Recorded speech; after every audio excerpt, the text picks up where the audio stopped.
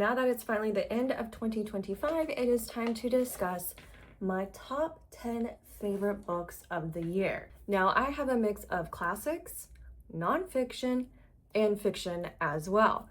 Surprisingly, there is no true crime in this. I did read a few true crimes this year, not as much as I probably should have, but these are the books that have stuck with me all year long. So let's get into it. All right, I am going to start with the classics. Now, I have not read a lot of classics. I've tried to read some of them, but they seem very overdramatic. It's just not really my thing.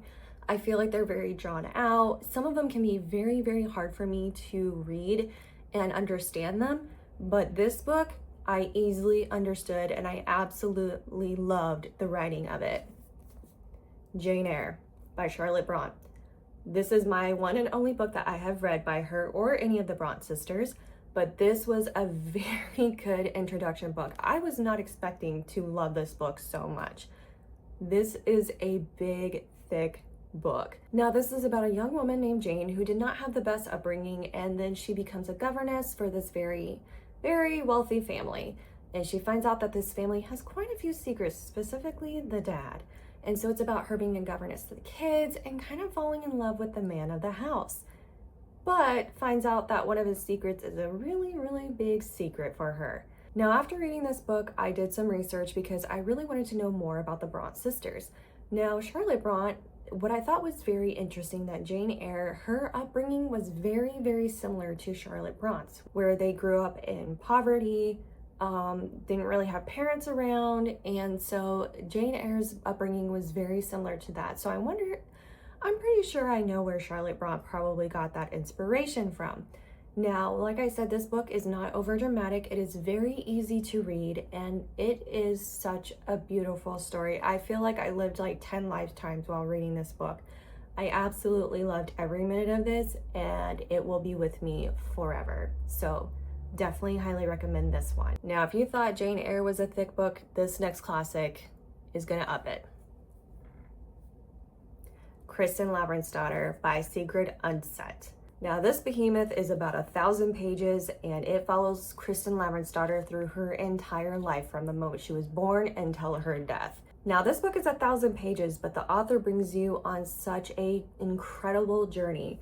So Kristin Lavransdatter, now this takes place in Norway in the 14th century. Now, Kristin, she is the daughter of a pretty well-known farmer. Her dad was very well-liked. They are a very well-known family. Now, that is until she meets a man that kind of has no business being with.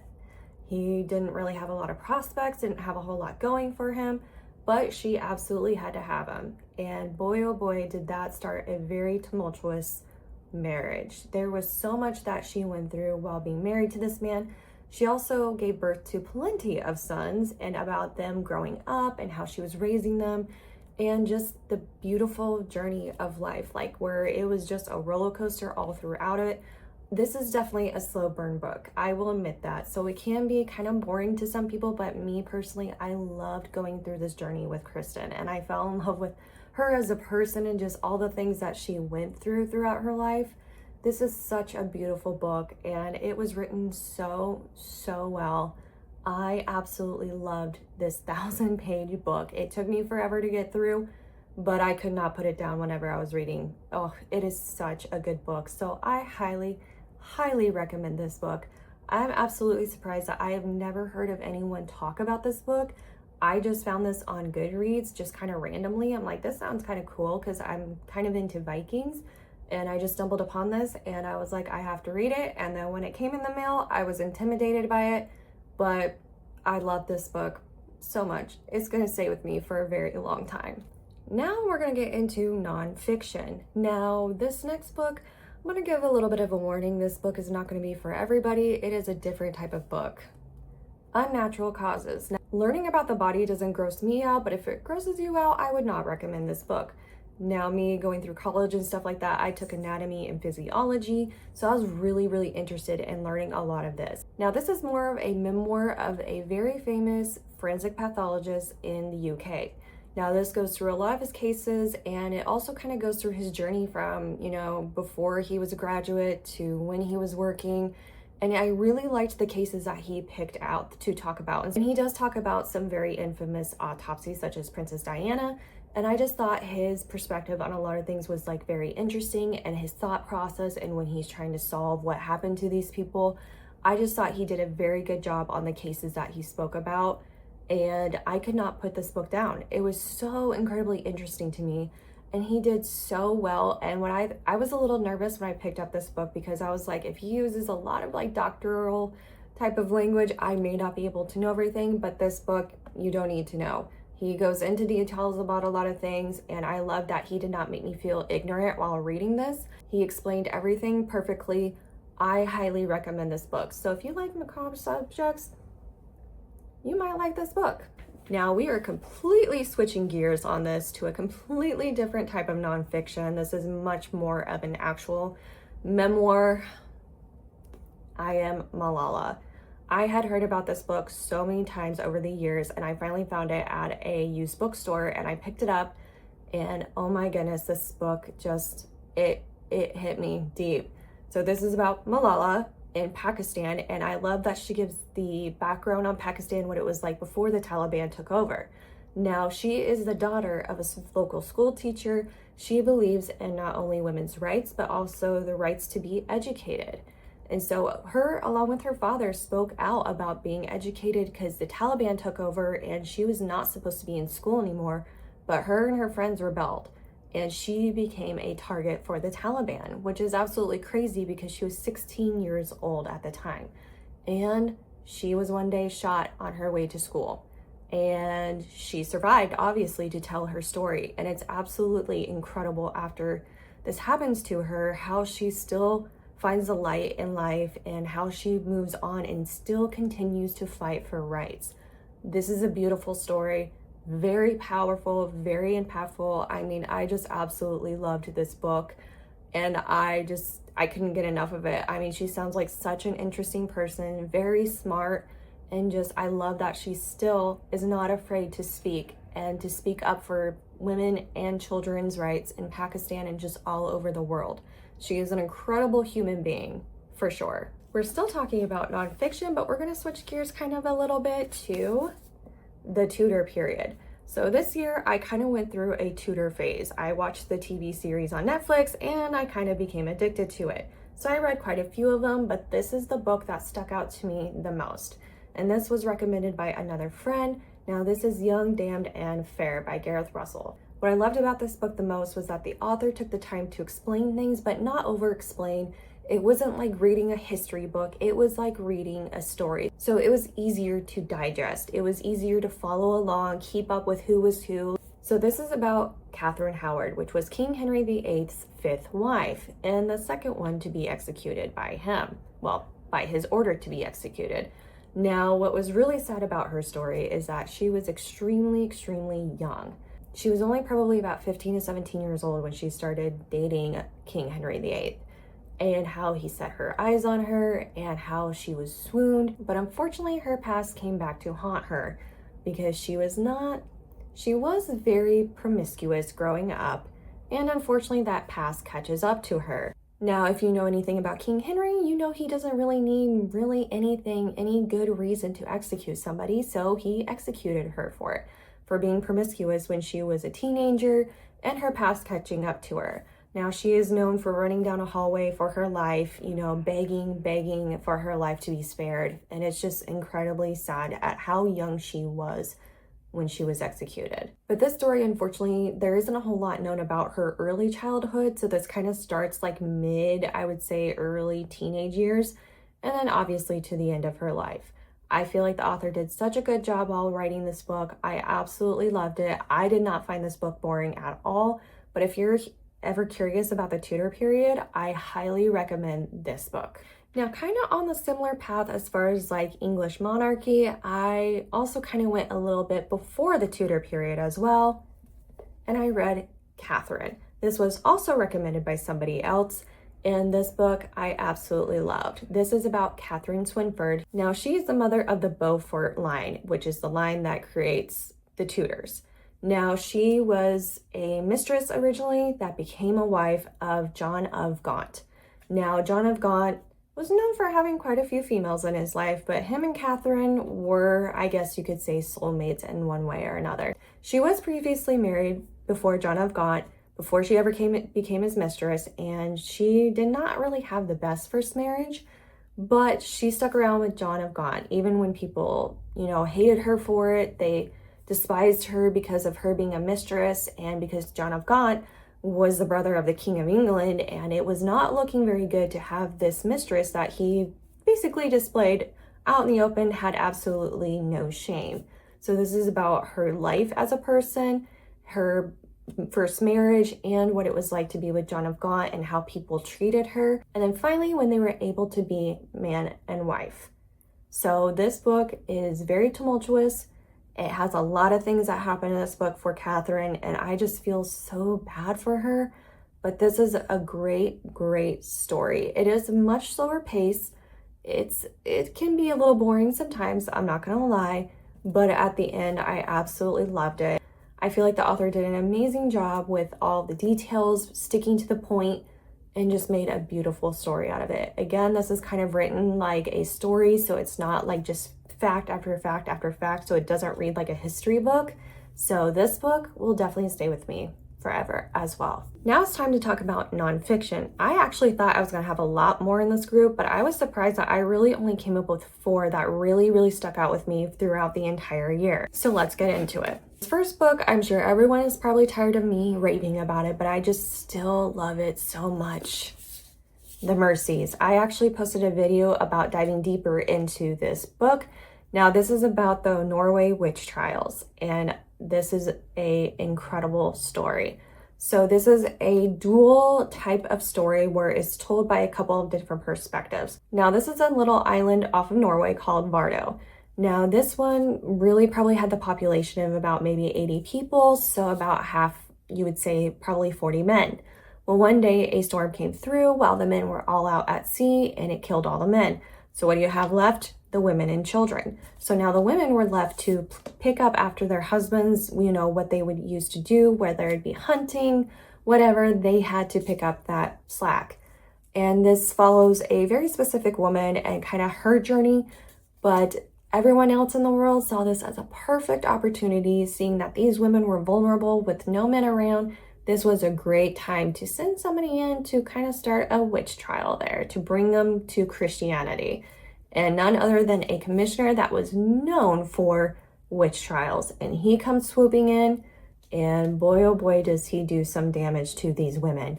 And I thought it was really sad that these women let their petty things come between them and would call out each other and be like, oh yeah, she's a witch over there. And that would be the end of their life. I would say this book probably is a faster paced book. I absolutely loved every minute of it. I could not put it down.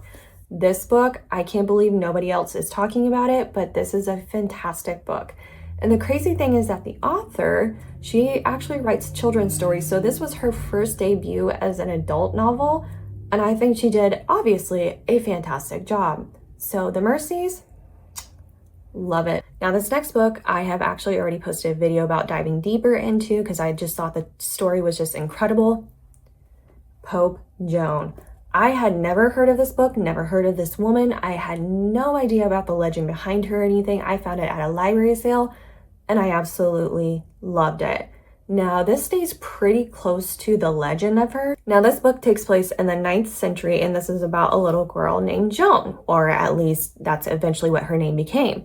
Now, she wanted to be educated, and now this was obviously during the time where women, and especially a lot of people, were not educated at all, could barely read or write, but she showed a lot of attitude that she wanted to be educated. While her brothers were being educated, she thought she deserved that too, and she proved to be a very good student.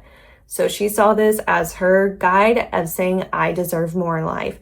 She finds herself in I guess you could say, in a monastery, and disguises herself as one of her brothers. So she grows up in this monastery and works her way up through it and becomes a very good scribe. She winds herself all throughout Europe, writing scribes for very important people, and works her way up in the brotherhood, and eventually finds herself in Rome, where she eventually becomes Pope. Now the problem is the ending of this story, yikes. She becomes pregnant And there are totally two different theories of what exactly happened after she gave birth. Was she executed right there, or did she die during childbirth? And that's what I found out when digging through this history. So this book is very, very sad to read, but I absolutely loved it. I thought it was very, very interesting, and I can't believe I've never even heard of the legend before. So this educated me on so many different things, and I thought this was just such a good book, and it is very adventurous too. It just really wraps you in, and I just loved this book so much. I've recommended it to a few people. So if you like reading about legends, especially women in history, I highly recommend this book, because I know there's a huge debate now on whether or not she was even real or not. I would like to think she is, but I mean, I know there is no historical evidence to prove that other than just a lot of word of mouth, and then eventually becoming written in an actual book, not until like the 14th century. So I highly recommend this book. Very great read. Now this next book has won many, many awards, and I can definitely see why. James by Percival Everett.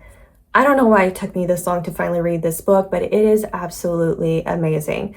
Now this is a spin-off of Huckleberry Finn, which you do not need to read Huckleberry Finn in order to read this book, which I thought you would have to, but I've never actually read Huckleberry Finn, and I was able to read this book perfectly fine. It is a completely independent story. Now this book is told from a different perspective from Huckleberry Finn. Instead of from the little boy's perspective, this is from the slave's perspective, named James. Now this is about his family being sold off and him trying to find his family and try to get them out of slavery. Like I said, this book is very adventurous, but it definitely has its dark points too. This is such a incredible story, and just, I mean, there was just so many times in this book where like I wanted to cry. It had wit in it, it had some comedy in it, but it also had some dark moments. It was just all over the place and very adventurous and very kind of like adrenaline rush almost, because you're just like, oh my gosh, what's going to happen next? And that's what I loved about this book, is you never knew which way it was going to go, but you're always rooting for James. So I highly recommend this book. Like I said, you don't need to read Huckleberry Finn to understand it, but this book, fantastic read. I really feel like this is something that you could honestly recommend to literally anybody, because it is that good. And I just find it hard to believe that nobody would ever like this book either. It is just written beautifully. It is a fast-paced book, and you can read it honestly probably within one sitting. I love this book. Now the last book I want to talk about is actually a book I don't have a physical copy of, because I actually listened to it on audiobook, The Huntress by Kate Quinn. This is my third Kate Quinn book that I have ever read or listened to, and I absolutely loved it. Now, it's not as good as The Alice Network. The Alice Network is still my favorite historical fiction book ever, but The Huntress is pretty damn close. Now, this book is told by several different perspectives, and I would say probably the main character is this woman named Nina, who was a bomber pilot, a female bomber pilot for the Red Army during World War II. Now, it's also told by this guy named Ian, who was a photographer during World War II. And then there is Jordan, who was just a normal high school student that loved photography. Now these three come together to join forces to hunt down the Huntress, who is a woman that is responsible for many atrocities during World War II. So it's a very developing story. It keeps you going. It does go back and forth in time. It kind of goes back and forth between perspectives, but it's all done beautifully, and it is such an adrenaline rush. Like, this book is boom, boom, boom. Like, it is fast happening, and you're constantly like on the edge of your seat, and you're like, where is this going next? And that's what I loved about it the most. Now, I will say the main character, Nina, Kate Quinn had me falling in love with Nina. Like, this woman could tell me to jump and I would say how high. I just absolutely loved her as a person. I loved her sarcasm, her wit, just being strong, independent, just being a strong and independent woman. But I just loved how tough she was, and just her as a person in general. She was a little harsh on the edges, but I still loved her as a human being. So I enjoyed this entire book. I think it's like 600 pages. I know it's like 20 hours of an audiobook, and I loved every minute of it because it was such an adventure, and just never knowing where the story was going next is what absolutely kept me going. So you could say Kate Quinn definitely has a niche when it comes to writing, and that is badass women in World War II for sure. So this book, definitely is going to be staying with me for a long time as well.